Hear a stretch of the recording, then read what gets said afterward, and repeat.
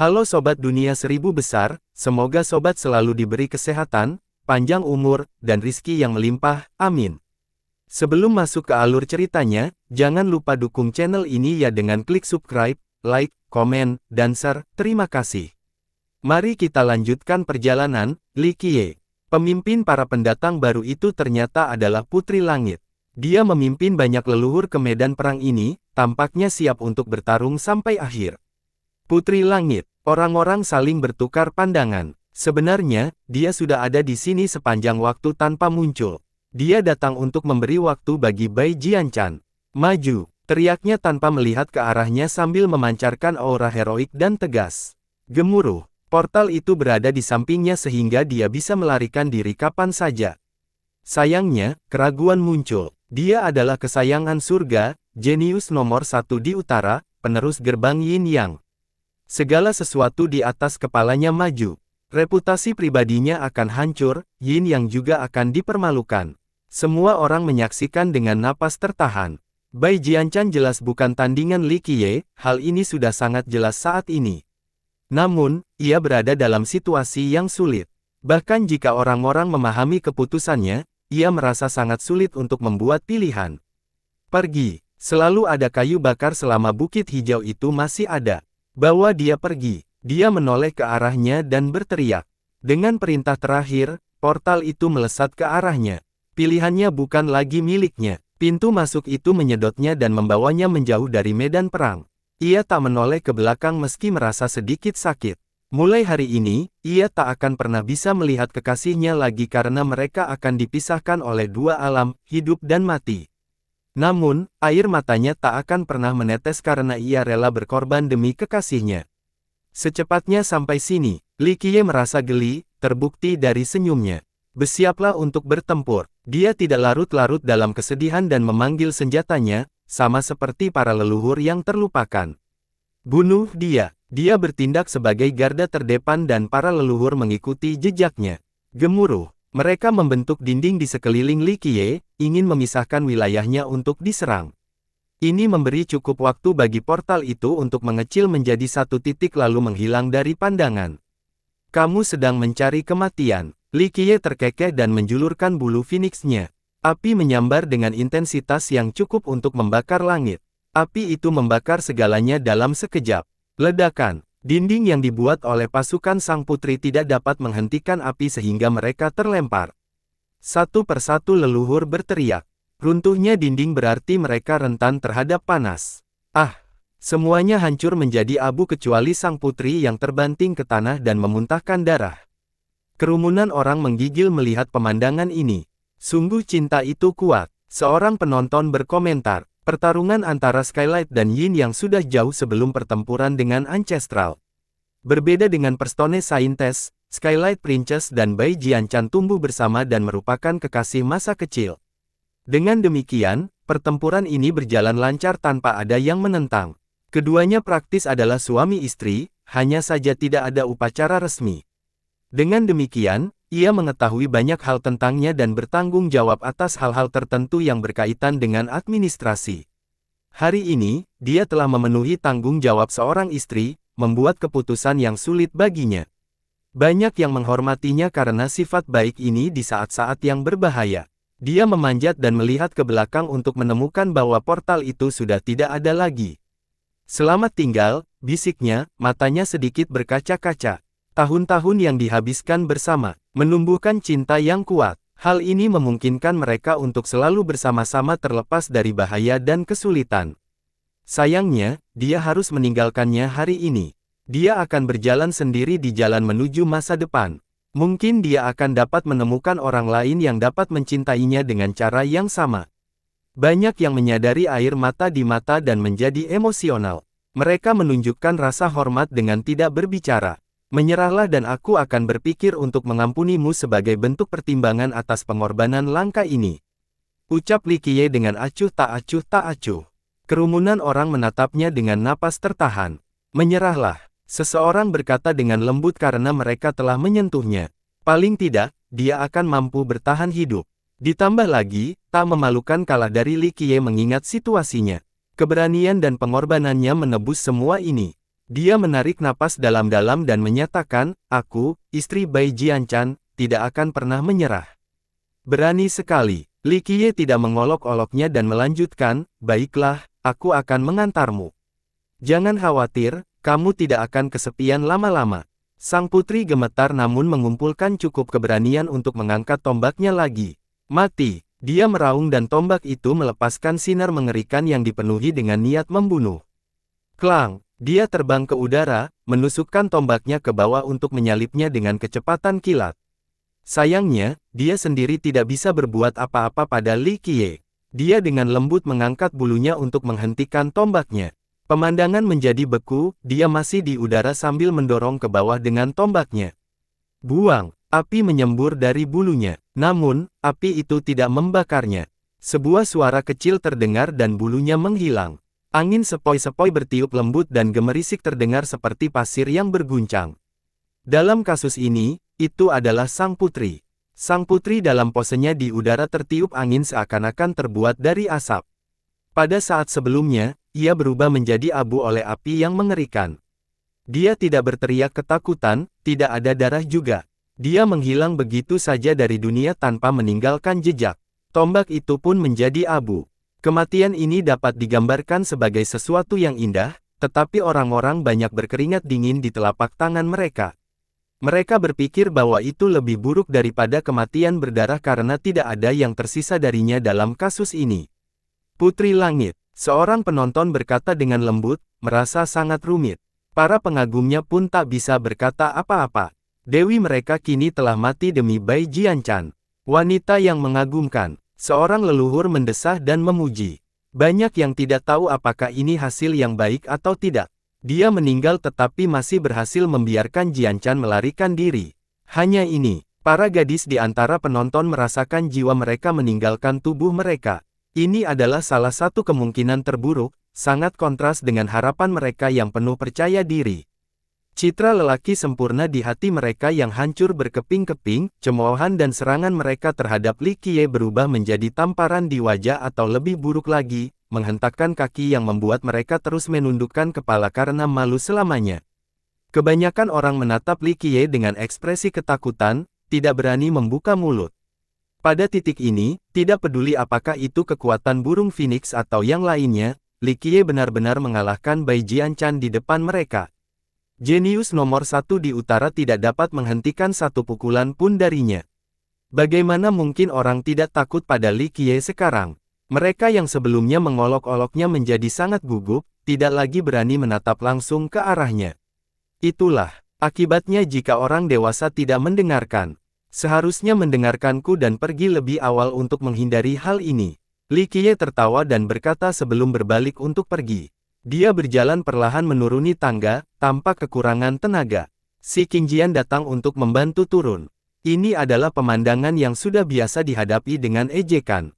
Saat ini, banyak orang tidak berani bernapas dengan keras karena takut mengganggu. Beberapa orang takut Li Qiye akan berbalik dan berteriak keras, melenyapkan semua orang di sana. Mereka menghela napas lega setelah dia menghilang dari pandangan. Mereka tidak tahu mengapa dia memberikan tekanan yang begitu besar kepada mereka sekarang. Dia masih sama seperti sebelumnya, tidak menunjukkan aura atau kekuatan apapun. Mungkin ekspresinya yang acuh tak acuh, entah ditolak atau tidak, membuatnya semakin menakutkan. Yang lain tidak tahu apa yang sedang dipikirkannya, bahwa suasana hati bisa berubah secara acak. Belum lagi ini sudah berakhir. Seorang penonton berkata ketika tekanan mereda. Tidak, ini baru permulaan pertunjukan. Seorang leluhur tidak setuju, pemandangan telah berubah, perang tidak dapat dihindari. Orang-orang di kejauhan saling bertukar pandangan setelah mendengar ini. Jangan lupa, pasukan raksasa masih menunggu di luar ancestral. Apakah mereka dapat menerima hasil ini? Tentu saja tidak, maka badai pun tak terkendali. Akhir pertempuran itu menggambarkan suasana yang berbeda di kota leluhur. Kemeriahan dan diskusi yang tak terkendali tidak terlihat lagi. Para gadis, khususnya, sudah tidak terkendali. Saat ini, mereka tidak lagi membicarakan masalah ini seperti orang lain. Masalahnya ini menyangkut Li Qiye dan Bai Jianchan. Kekalahan seperti itu bagi Bai Jianchan sungguh memalukan. Beberapa saat kemudian setelah pertempuran, orang bisa merasakan tanah berguncang dari dalam kota leluhur. Spanduk berkibar dan debu memenuhi persyaratan udara. Jutaan tentara tidak lagi tinggal di pinggiran, mereka mulai bergerak mendekat.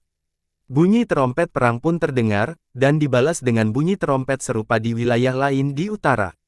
Gerbang Yin yang sedang memanggil pasukan mereka. Kata itu salah seorang pendengar.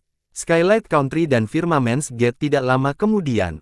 Gemuruh. Pasukan dari seluruh wilayah utara Raja Barat mulai berbaris menuju kota leluhur, disertai dengan perputaran afinitas Yin dan Yang, aura kerajaan, dan kehadiran pedang Dao.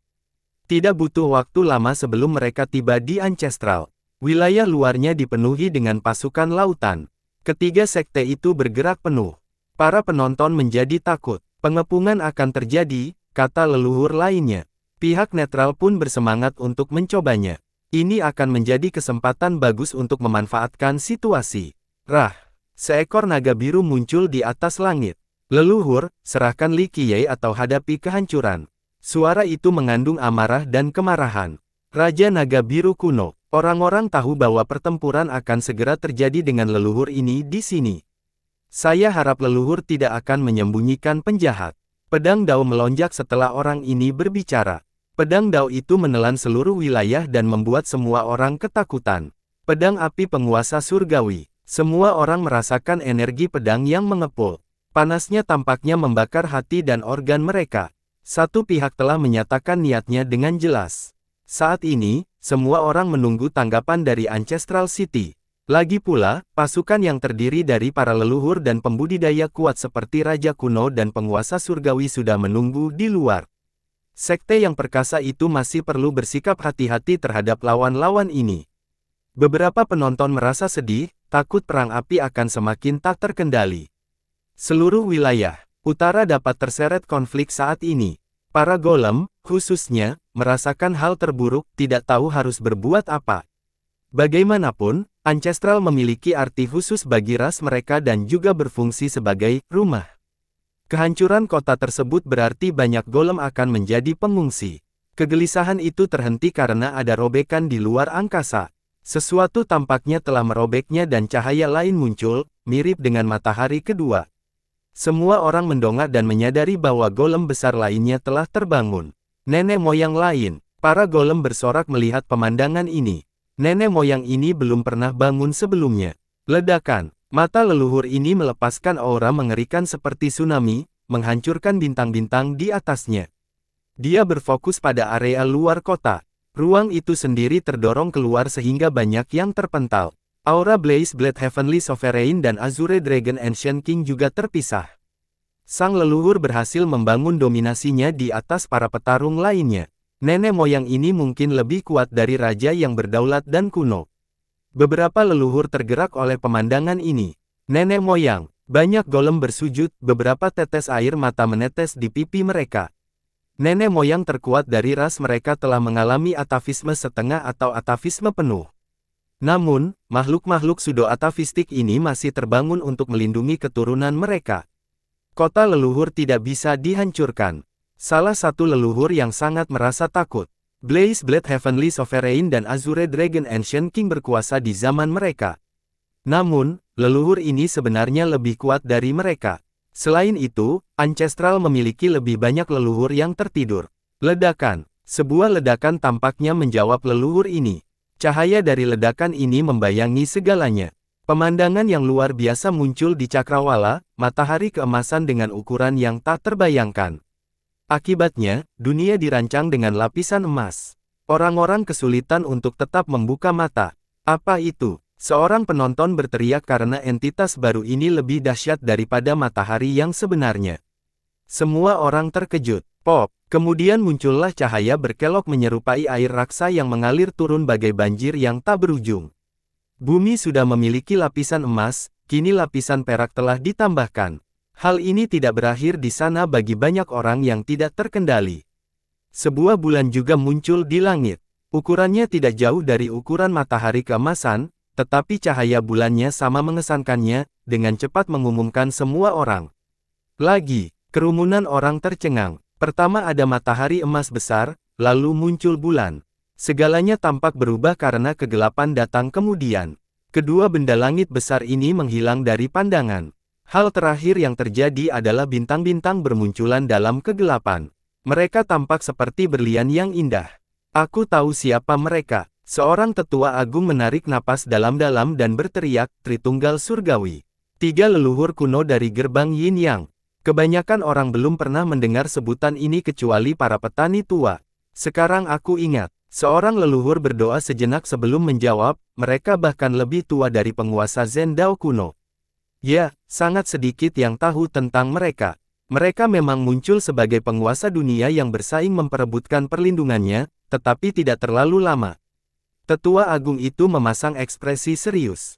Guruku juga memberitahuku tentang mereka, mereka hanya berada di posisi kedua setelah penguasa surgawi Chan yang dalam hal kekuatan dan status dalam Yin Yang.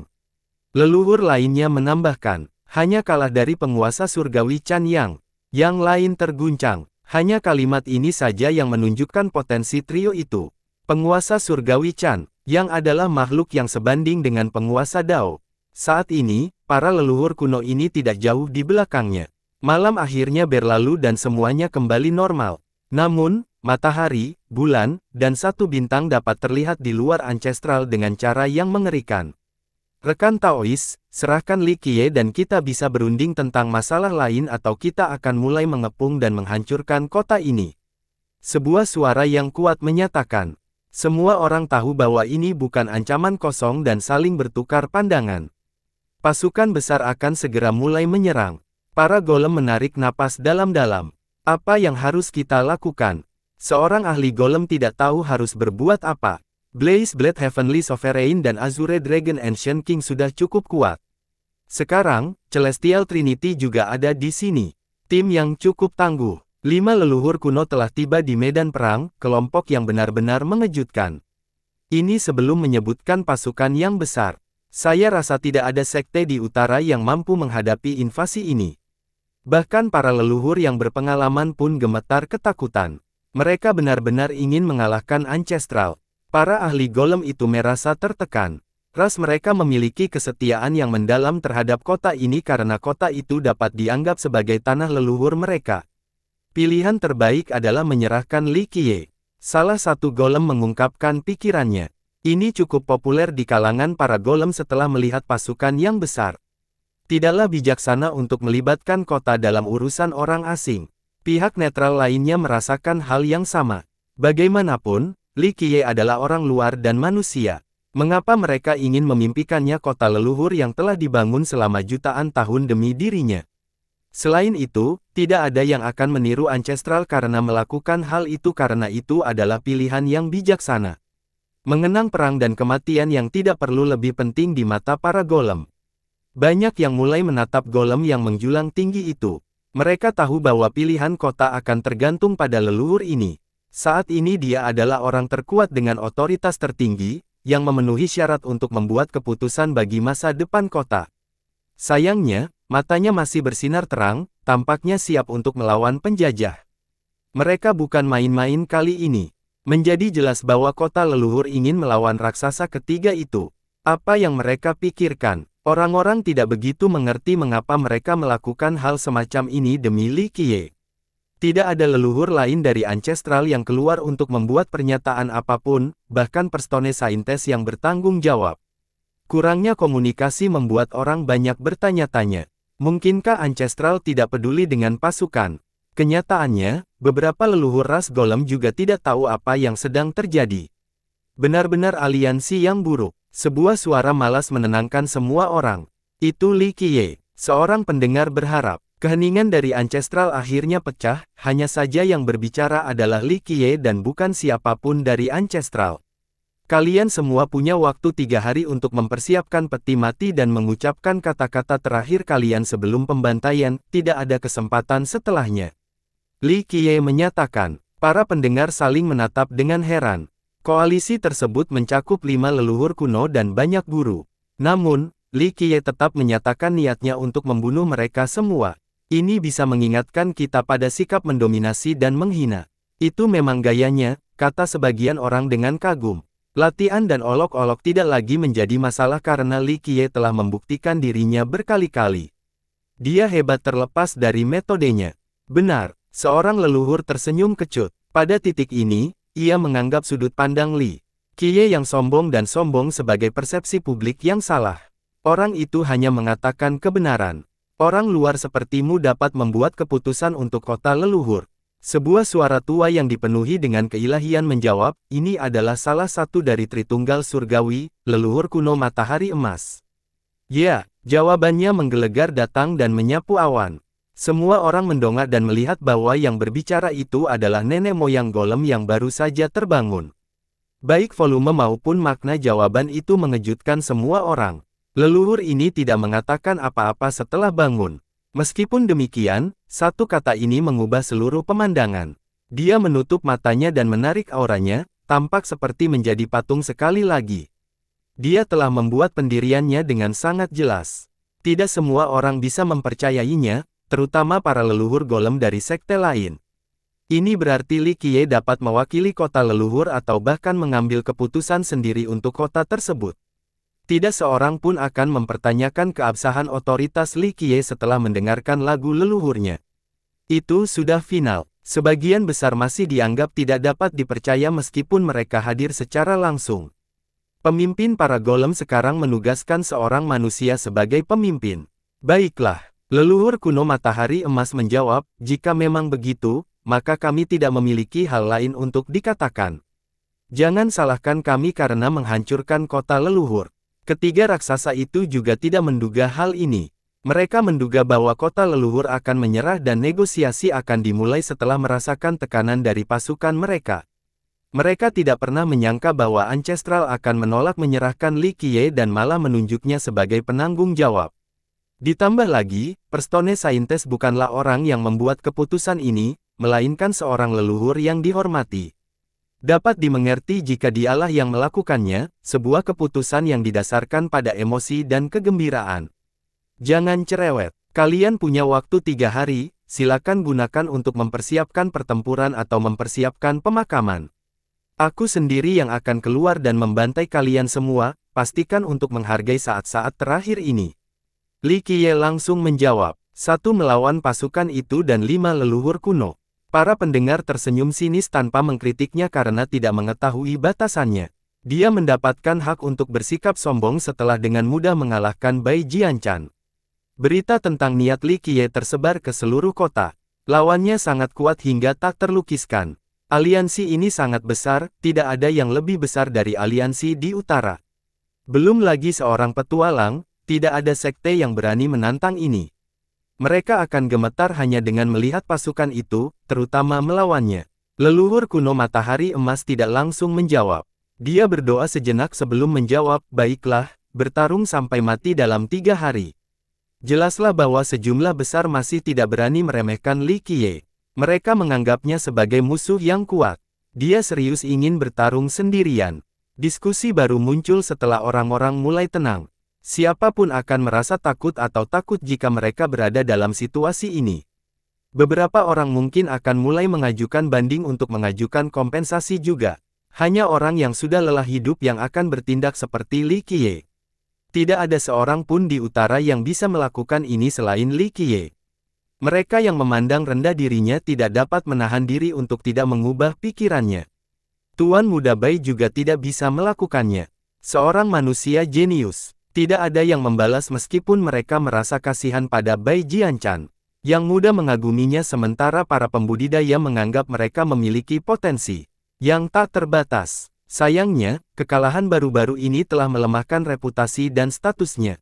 Meskipun tidak ada yang mau terang-terangan, mereka tetap berpikir bahwa Bai Jianchan tidak dapat melakukan hal yang sama, bahkan dirinya yang tak terkalahkan di masa lalu. Itu membutuhkan keberanian dan kepercayaan diri yang luar biasa, sesuatu yang tidak lagi mereka harapkan dimilikinya. Saya tertarik. Seorang pakar tersenyum kecut, saya tidak peduli betapa menyebalkannya dia di masa lalu, sekarang itu masuk akal. Keberanian ini patut dipuji. Bisakah dia melakukannya? Kata orang lain dengan suara pelan. Li Qiye mungkin kuat, tetapi menghadapi keragamannya sendiri tampaknya masih keterlaluan. Yang lain tidak secara langsung mengaitkan hal ini dengan kejahatan, tetapi beberapa orang tentu saja menganggapnya demikian. Tentu saja, pada titik ini, menyebut Li Qiye sebagai kesombongan bukan lagi suatu penghinaan, melainkan suatu bentuk pujian. Sulit, mungkin hanya pasukannya saja yang sudah cukup, tetapi 5 leluhur kuno. Li Qiye mungkin memiliki teknik dan rencana yang paling hebat, dia masih menghadapi penguasa surgawi yang telah mendominasi 8 Desoles. Seorang leluhur berdoa sebentar sebelum menjawab. Yang lain mengangguk setuju. Selain pasukan, kelima leluhur kuno yang terkenal itu benar-benar menakutkan.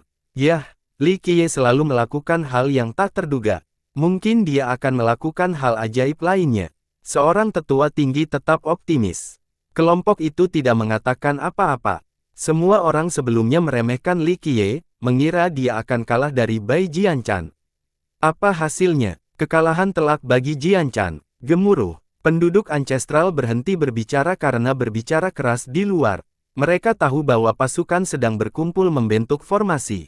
Terdengar ledakan yang memekakkan telinga dan cahaya yang menyilaukan, mungkin formasi mengerikan sedang terbentuk. Ketiga pasukan itu bekerja sama.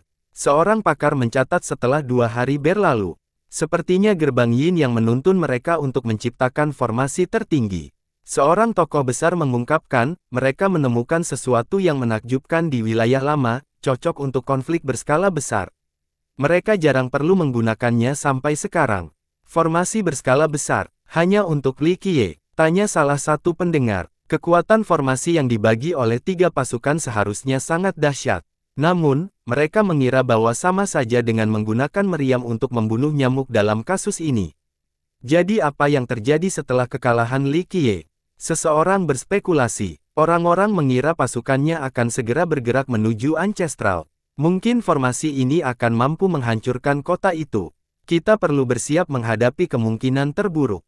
Kebanyakan orang tahu bahwa bahaya akan datang. Sebagian besar tidak mengatakan apa-apa dan diam-diam meninggalkan kota, memilih tinggal di pinggiran kota. Mereka tidak ingin terseret ke dalam kekacauan ini. Para penyerbu mungkin mengira mereka adalah pengikut ancestral dan membunuh mereka. Hal ini terutama berlaku untuk para golem. Tentu saja, beberapa leluhur yang kuat memutuskan untuk bersembunyi di kota itu, karena ingin memanfaatkannya. Pengepungan itu akan memberi mereka banyak kesempatan untuk mencuri harta karun. 3 hari berlalu dengan cepat. Semua mata berbicara di wilayah luar, menunggu pertempuran hebat. Wilayah ini terdiri dari dataran luas yang memisahkan leluhur dari seluruh dunia. Ketiga pasukan berkumpul di sini. Menjadi jelas bahwa itu akan berfungsi sebagai medan perang. Langit dan gunung memenuhi penonton yang bersemangat. Hasil akhir tidak menjadi masalah karena pertempuran ini akan dicatat dalam sejarah dengan cara apapun. Mereka menganggap diri mereka beruntung karena dapat menyaksikannya secara langsung. Para prajurit Angkatan Darat memiliki rasa haus darah yang nyata. Penonton masih dapat merasakannya meskipun mereka berada jauh dan merasa terintimidasi. Setiap skuadron ditempatkan dengan sangat teliti. Jika dilihat dari atas, kelompok-kelompok itu membentuk satu kesatuan yang menyerupai burung purba dengan sayap yang menutupi semuanya. Cakarnya bisa menghancurkan apa saja. Sial, bahkan para master yang kuat pun menggigil setelah melihat susunan pasukan. Pasukan menjadi semakin menakutkan setelah persiapan yang matang. Ini cukup untuk menginjak-injak banyak sekte. Rasaku Li Qiye tidak akan mampu melakukannya. Seseorang mengatakan meskipun memiliki penilaian tinggi terhadap kekuatan dan kemampuan Li Qiye karena aura pembunuh yang terpancar dari pasukannya. Kami akan segera mengetahuinya. Seorang leluhur tetap tenang dan berkata, sebenarnya tidak ada 5 leluhur kuno yang tersisa. Mereka masing-masing telah membantai jutaan orang dan menghancurkan sekte sebelumnya. Seorang tetua agung berkata dengan ekspresi bermartabat. Para junior menggigil setelah mendengar ini karena memang benar. Kelima leluhur itu sudah berlatih dalam pertempuran, tangan mereka berlumuran darah. Melawan kelimanya sendirian adalah usaha yang sulit. Pertempuran ini akan menggemparkan surga. Banyak yang tak sabar untuk menyaksikannya. Li Qiye ada di sini. Seorang pengamat yang marah melihat Li Qiye meninggalkan gerbang leluhur. Ia telah menjadi pusat perhatian seluruh dunia. Ia masih tampak riang seperti biasa, tidak seperti seseorang yang memasuki pertempuran berbahaya melawan pasukan besar. Dia tampak seperti sedang menuju ke pesta. Penampilannya masih jelek dan pelatihannya masih di alam Silver Chapes. Meskipun demikian, tidak ada seorang pun yang mengucapkan sepatah kata pun yang tidak sopan. Mereka memandang sikap acuh tak acuh sebagai sikap yang terbebas dan tidak terikat oleh apapun di dunia ini. Tetap tenang dan ceria di hadapan pasukan besar, tak seorang pun dapat melakukan ini. Aku jelas tak bisa, kata seorang leluhur. Yang lain setuju dan mengangguk, berpikir bahwa Li Qiye memang istimewa. Li Qiye berhasil keluar dan hanya melirik pasukannya sekali. Itu menjadi kontras yang mencolok, lautan prajurit yang ganas versus satu-satunya pembudidaya yang kesepian. Tentara bisa saja datang dan langsung mengubah Li Qiye menjadi pasta daging. Kakiku pasti sudah gemetar, kata seseorang dan semua orang yang hadir pun setuju. Saya juga akan lari. Pakar lain tersenyum kecut. Berada di tengah rintangan yang sangat besar sama sekali tidak memalukan. Bagaimana kita melakukannya? Aku harus membunuh kalian semua dan kembali tidur siang. Li Qiye menundukkan tubuhnya dengan malas dan berkata. Para prajurit di pasukan itu marah, menyemburkan api dari mata mereka. Hal ini sama sekali tidak memengaruhi Li Qiye. Para prajurit itu tentu saja kesal karena mereka adalah elit dari para elit di antara tiga raksasa. Mereka telah mengamuk di medan perang dan memperoleh banyak pujian terhormat. Bahkan, sekte lain akan gemetar ketakutan setelah mendengar tentang mereka. Sayangnya, dia membuatnya terdengar seolah-olah mereka bukan apa-apa, hanya bintik-bintik debu yang perlu disapu dengan sapu.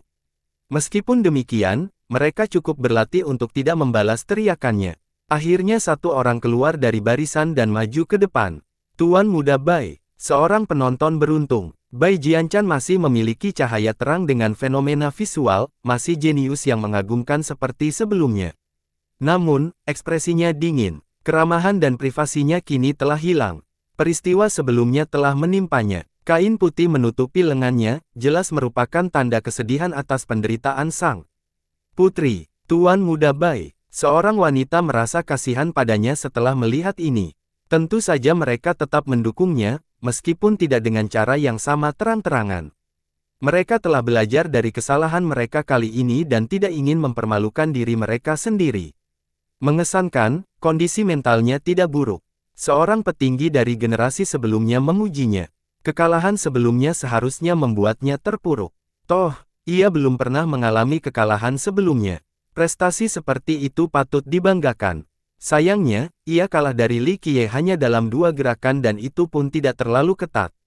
Yang terburuk, tunangannya memberi waktu baginya untuk melarikan diri dan kehilangan nyawanya dalam prosesnya. Ini sudah cukup untuk menghancurkan seseorang. Mereka tidak akan mampu menghadapi kehilangan ini dan kenyataan pahit.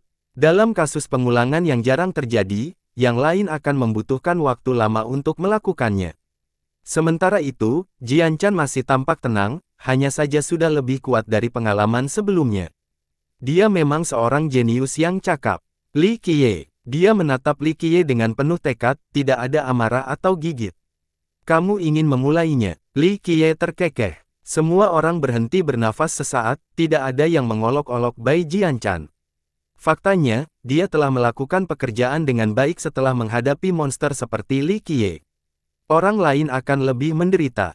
Hari ini, aku akan melawanmu sampai mati. Jika aku kalah, lebih banyak orang dari Yin yang akan datang secara bergelombang. Kita akan membalas dendam. Jangan berpikir untuk meninggalkan tempat tinggal ini. Jianchan berbicara dengan kekuatan penuh, setiap kata keluar dari dada. Nada bicaranya tidak menunjukkan rasa kesal dan benci, ia hanya menggunakan kata-kata yang kuat untuk mengungkapkan tekadnya sesuai dengan tujuan sekte tersebut. Baiklah, kalian akan bertarung terlebih dahulu atau semuanya bersama-sama. Li Qiye menundukkan tubuhnya lagi, tampak lelah. Dulu, tidak ada yang akan mengkhawatirkan Bai Jianchan dalam duel. Saat ini tidak lagi karena Li Qiye jelas lebih unggul. Banyak orang berpikir akan bodoh jika Jianchan bertarung sendirian. Aku akan bertarung, tetapi tidak sendirian. Aku akan meminjam kekuatan semua orang demi membunuhmu. Bai Jianchan menarik napas dalam-dalam dan menyatakan dengan sungguh-sungguh. Dia tidak melakukan jenis daya atau rencana lain, hanya konfrontasi langsung. Kau bisa melakukannya, Tuan Muda Bai. Beberapa gadis masih mengepalkan tangan mereka dan tetap mendukungnya. Itu tidak akan mudah. Seorang leluhur mendesah dan berkata, dia tidak punya pilihan selain melewati ini. Kalau tidak, iblis hati akan menyiksanya. Itulah mengapa gerbang Yin yang tidak bisa membiarkan Li Qiye meninggalkan tempat tinggalnya ini jika Bai Jianchan ingin menjadi penguasa Dao. Mereka harus membunuhnya dengan cara apapun demi masa depan mereka, kata seorang tetua tinggi. Kehilangan harga dirinya dan istrinya telah meninggalkan bayangan di dalam dirinya. Jadi, bahkan jika dia bisa meninggalkan tempat tinggalnya ini, itu tidak akan cukup tanpa kematian Li Qiye. Itu akan menjadi malapetaka bagi masa sebelumnya. Lakukan apapun yang kau mau. Dan kelima orang tua itu, tidak perlu terus bersembunyi. Li Qiye tersenyum dan berkata, dengus tajamnya terdengar seperti nyanyian pedang yang menusuk jantung. Orang-orang akan tersentak karena rasa sakitnya. Dentang, pedang besar turun dengan energi pedang yang dahsyat. Pedang itu menancap di tanah, tampak seperti gunung. Berdengung, sinar-sinar itu melesat keluar seperti pedang sungguhan. Rasa sakit itu membuat orang-orang mundur. Engah, kemudian muncul api yang kuat. Bila saja mulai berubah menjadi merah. Mungkin karena darah korban sebelumnya atau karena dipanaskan. Suhu yang mengerikan itu datang secara bergelombang. Para penonton pun menjadi berkeringat dan karenanya. Pedang api penguasa surgawi. Seseorang mendongak dan melihat seorang lelaki tua berdiri di atas gagang pedang itu. Matanya tajam, sama dengan raut wajahnya. Dia berdiri dengan dingin di sana dengan aura pedang yang tajam. Jika kita kesampingkan senjata aslinya, dia sendiri adalah pedang mengerikan yang telah membantai banyak orang. Para penonton gemetar saat matanya menyapu lapangan. Dia jelas tidak senang dengan komentar Li Qiye. Akan tetapi, yang terakhir tidak bereaksi sedikit pun terhadap intimidasinya. Kebanyakan orang menatap lelaki tua itu dengan ketakutan, kecuali para pengguna pedang. Mereka menunjukkan ekspresi hormat. Penguasa itu dulunya adalah seorang jenius pedang yang hebat. Ilmu pedang dulunya adalah topik yang populer. Jadi, menemuinya secara langsung adalah suatu kehormatan. Kemudian muncullah fenomena visual seekor naga biru yang muncul di atas. Aura naga mengerikan menyapu seperti badai dan memaksa orang-orang mundur. Raja Naga Biru kuno. Semua orang langsung tahu siapa dia, leluhur kuno terkuat dari Skylight. Mereka mendongak dan melihat 8 leluhur membawa tandu. Yang duduk adalah seorang lelaki tua berambut abu-abu.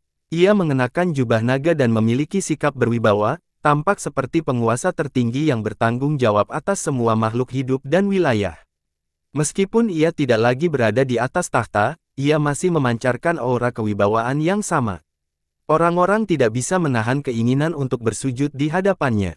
Ledakan. Kemudian matahari keemasan muncul lagi dengan cahaya yang menyilaukan. Di bawah matahari itu ada seorang lelaki tua yang mengenakan jubah kuning dengan kilauan yang sama tak tertahankannya, tampak seperti dewa matahari. Leluhur kuno matahari emas. Identitasnya jelas. Di sebelah matahari ada bulan berwarna perak, yang sama sekali berbeda dari kebanyakan orang. Meski begitu, keduanya tampak saling mendukung. Kerumunan orang merasa membeku saat diterangi oleh cahaya perak ini. Di bawah bulan ada Dewa Bulan, yang tampaknya turun dari istananya. Hanya satu lambaian tangan dapat membunuh 100 orang. Leluhur kuno bulan perak, master kedua Yin yang telah menunjukkan dirinya. Terakhir, langit berubah menjadi hitam. Langit dipenuhi bintang-bintang. Cahaya bintang akhirnya berkumpul pada satu orang, seorang pria tua berpakaian hitam. Ia tampak mampu menyerap cahaya bintang seperti lubang hitam. Tak ada yang bisa lepas dari genggamannya. Para penonton merasa seolah-olah ketegangannya dapat merengkuh jiwa mereka.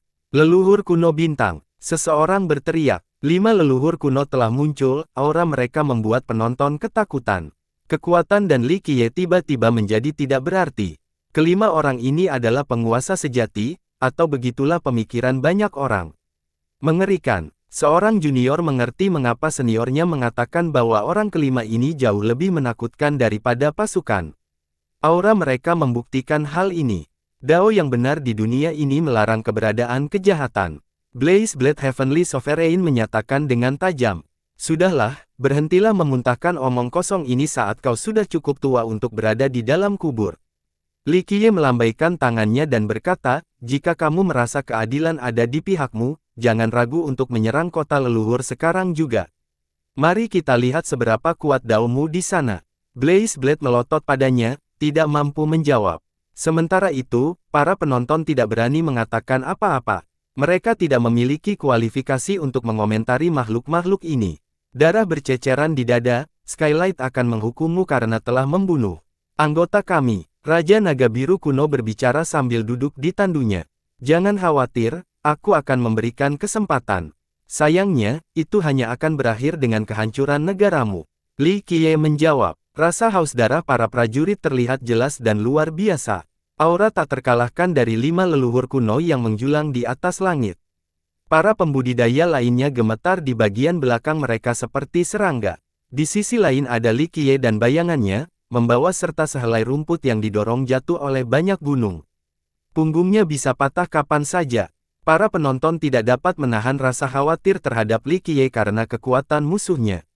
Kalau aku jadi dia, celanaku pasti sudah kotor. Seorang leluhur yang sudah mengalami gumaman. Sebenarnya, melarikan diri adalah pilihan yang dapat diterima. Berdiri tegak saja sudah cukup mengesankan, apalagi melawan mereka. Inilah alasan mengapa orang-orang menghormati sikap acuh tak acuh dan tak mengenal rasa takut pada Li Qiye. Mereka mendapati dia sama sekali tidak biasa, sama sekali berbeda dari penampilannya yang biasa. Dia tampak sangat luar biasa meskipun tidak memiliki aura yang cerah dan keilahian. Sosoknya tiba-tiba menjadi sebesar raksasa yang kepalanya bisa menyentuh langit. Hanya orang seperti patung itu yang bisa tetap tenang di hadapan pasukan besar. Dia telah membuat namanya terkenal terlepas dari hasil pertempuran itu, kata seorang pakar. Yang lain mengangguk setuju. Mereka merasa bahwa Li Qiye jauh lebih mengesankan daripada Bai Jianchan terlepas dari penampilan dan aura mereka. Pertarungan kita akan sampai mati. Bai Jianchan melangkah maju dan meraung. Aku khawatir tidak ada seorang pun yang bisa menyelamatkanmu hari ini. Li Qiye terkekeh. Tentu saja ini mengacu pada menyelamatkan putri yang mengorbankan dirinya demi cinta. Bai Jianchan menggigil sekali sebelum menarik napas dalam-dalam. Ya, aku akan mati jika kalah. Bai Jianchan berkata dengan tegas, jelas sudah mengambil keputusan. Jika dia tidak dapat membunuh Li Qiye setelah berusaha sekuat tenaga, maka paling tidak, dia akan dapat berjalan bersama sang putri di Sungai Kuning. Yang lain menyetujui tekadnya. Dia memang layak menjadi tunangannya. Kamu bisa melakukannya. Beberapa Fanggel tetap bersikap positif tanpa merendahkan Li Qiye. Cepatlah bertindak agar dia tidak kesepian di sana. Ujar Li Qiye. Mulai formasi. Bai Jianchan memberi perintah dengan suara berwibawa. Mulai. Teriakan masing-masing komandan bergema di seluruh lapangan. Ledakan, ledakan, ledakan. Suara genderang perang terdengar heroik dan menakutkan, mampu menghancurkan semua musuh. Para prajurit menjadi cemerlang saat vitalitas mereka membumbung tinggi ke langit. Hal ini terjadi di Lautan Merah. Mereka telah menyiapkan formasi tertinggi dan tinggal menunggu perintah Bai Jianchan. Aura mengerikan dari formasi itu mengepul di udara, menyerupai seekor burung besar yang siap mencabik-cabik dunia. Energi dan vitalitas kekacauan sungguh bercampur menjadi satu dan menyatukan dunia. Klang, klak, klak, satu persatu bintang bersinar. Seolah-olah bintang-bintang yang tertidur lelap di celah-celah angkasa telah terbangun. Cahaya mereka terhubung dan membentuk seekor burung ganas. Tahukah kamu apa itu? Para penonton menatap langit dan menyadari kemiripan antara formasi langit dan susunan pasukan. Pekik, vitalitas dan energi pasukan difokuskan pada burung di bawah sementara cahaya katedral merasuki burung di atas. Ledakan, kedua burung purba itu terbang ke arah yang sama dan langsung menjadi satu. Pekik, sebuah ciptaan baru muncul dengan sayap yang menutupi langit. Hanya satu bulu saja yang menutupi alasan. Gendang telinga orang-orang pecah setelah mendengar suara ini dan mulai berdarah. Beberapa orang jatuh ke tanah, tidak mampu menahan rasa sakit. Burung-burung dan binatang buas juga mendekat, tidak berani bergerak. Inilah formasi tertinggi yang terkenal dalam legenda. Seorang penonton yang kuat bertanya. Dia merasakan sinar dari binatang buas yang mengepul di seluruh daratan, mirip dengan anak panah yang tak terhitung jumlahnya melesat kemana-mana. Menurut rumor, benda itu bukan dari zaman ini dan ditemukan di alam dewa kuno. Penguasa surgawi Chan yang menemukan dan menjadikannya miliknya sendiri. Seorang leluhur yang berpengetahuan berkata dengan serius. Bai Jianchan adalah orang berikutnya yang melepaskan semua vitalitasnya tanpa menahan diri. Ia melesat ke langit seperti balok. Menahan diri akan menjadi konyol di hadapan Li Qiye, jadi ia mengerahkan seluruh kekuatannya. Sinar ini mengenai burung besar itu, menyebabkan harmonisasi. Tanah bergetar saat sinar cahaya meletus dari Jianchan, yang tampaknya mencabik-cabik tubuhnya. Mereka akhirnya menjadi lebih jelas bagi penonton, garis-garis formasi tertinggi mengalir melalui kulitnya. Dia menempelkan tanda-tanda formasi itu ke tubuhnya sendiri, menghubungkannya dengan kekuatan pasukan dan formasi itu. Seorang tetua agung terkejut. Itu gegabah, satu gerakan saja salah, dia akan meledak. Orang-orang penting itu menarik napas dalam-dalam. Ledakan. Ruang angkasa diserang oleh sebuah ledakan. Riak-riak dan letupan membuat segalanya tampak seperti abadi. Para penonton yang melihat Bai Jianchan dan pasukannya saling menumpuk seolah-olah dimensi itu semakin dekat. Jianchan jelas berdiri di sana tetapi bentuk fisiknya sulit dilihat. Fluktuasi spasial tentu saja mengejutkan banyak orang karena jika mereka cukup dekat untuk terinfeksi, mereka akan hancur menjadi debu.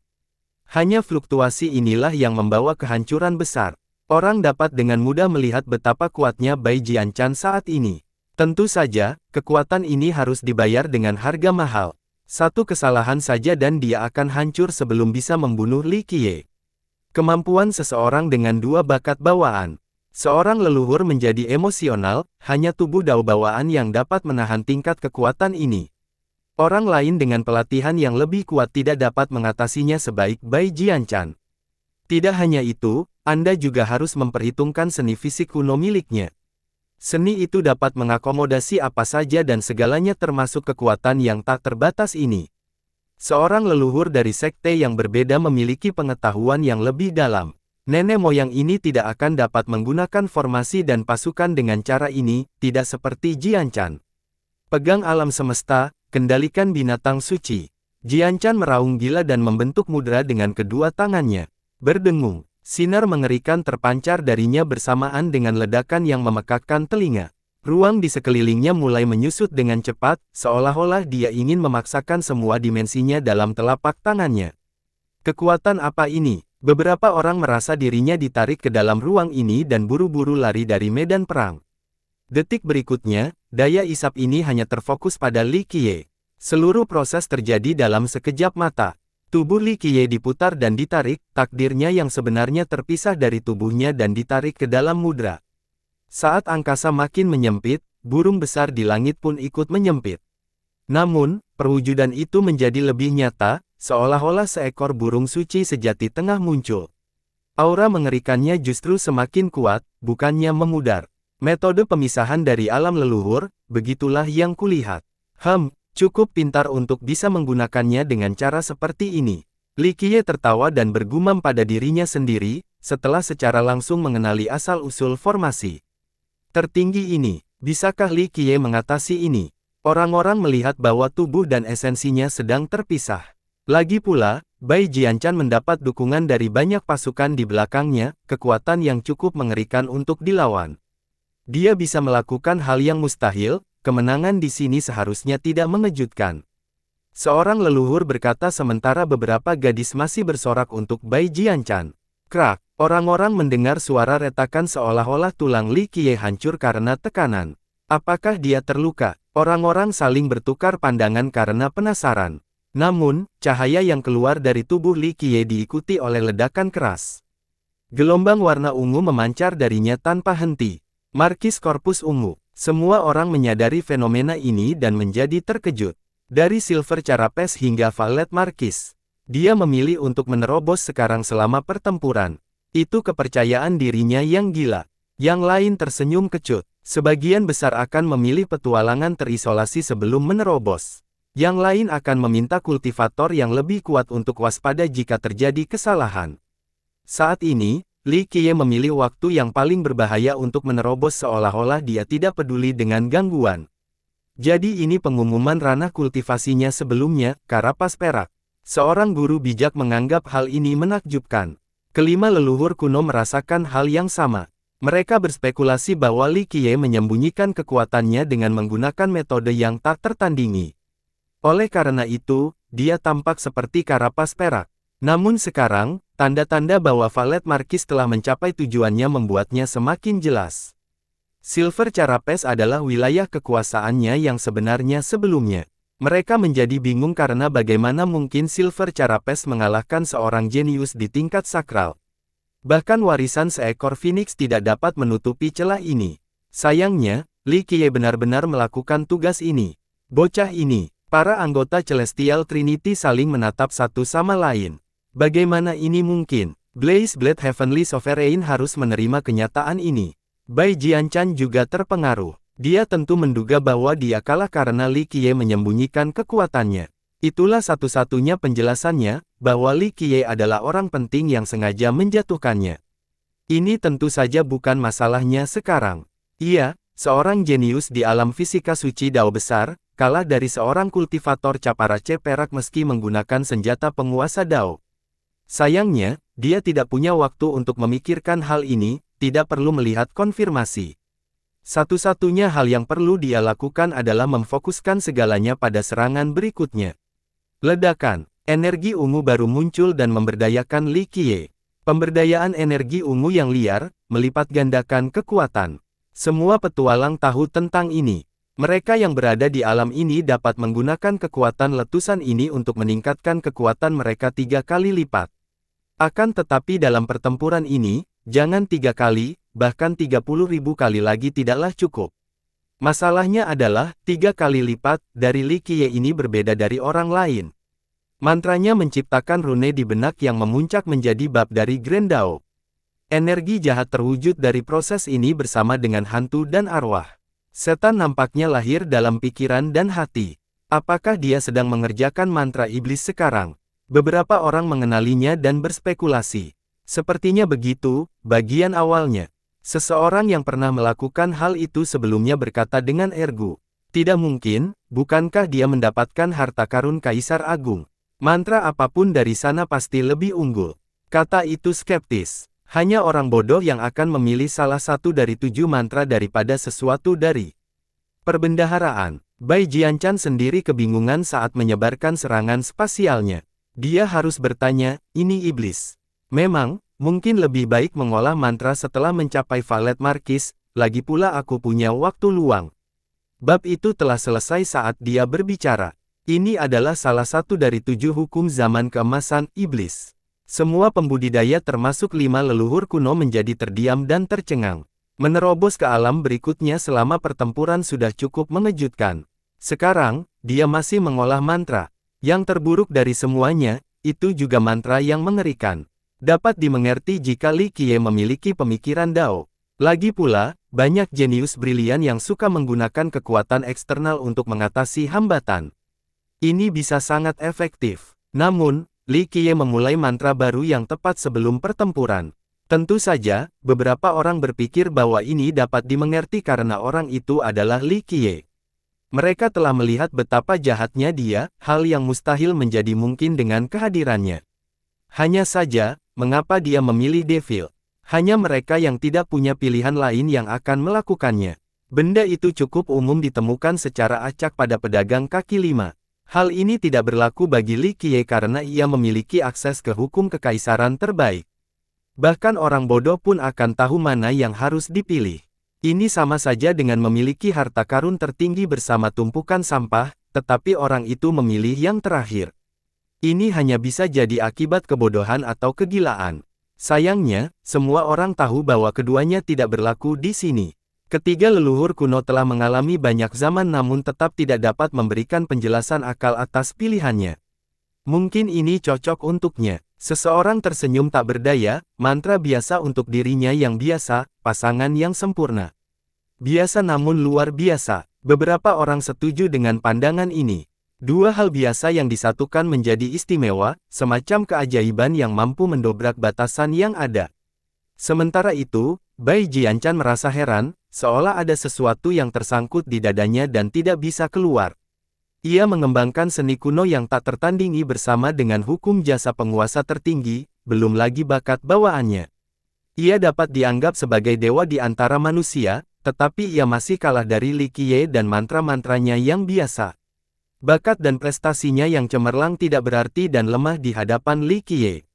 Ini terlalu berat untuk diterima. Iblis di hati, iblis di dunia, aku hanyalah satu-satunya iblis yang ada.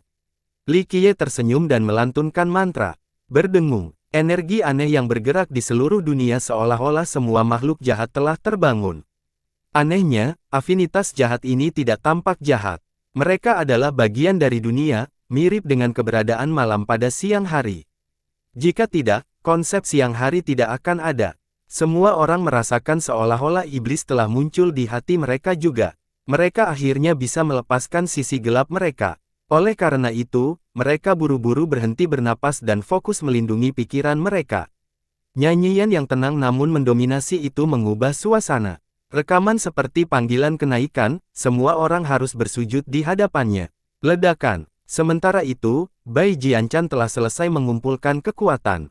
Burung besar di langit kini cukup kecil untuk berada di telapak tangan, berubah menjadi anjing laut. Seluruh ruangan dan penghuninya terasa seolah-olah berada dalam genggamannya. Musnahkan. Dia berteriak dan mengirim segelnya ke arah Li Qiye. Gemuruh. Area spasial di sekitar Li Qiye langsung runtuh, dihancurkan oleh kekuatan yang tak terhentikan. Hukum Dao dan afinitas lainnya seperti waktu juga tidak luput. Ledakan. Li Qiye ditelan oleh lubang hitam di hadapan penonton. Ini baru permulaan. Seluruh ruang terpusat pada lubang hitam. Bagi mereka yang cukup tangguh untuk bertahan hidup di dalam lubang hitam, mereka harus menghadapi kekuatan penghancur selanjutnya. Segel itu kemudian memasuki titik fokus ini dan meledak.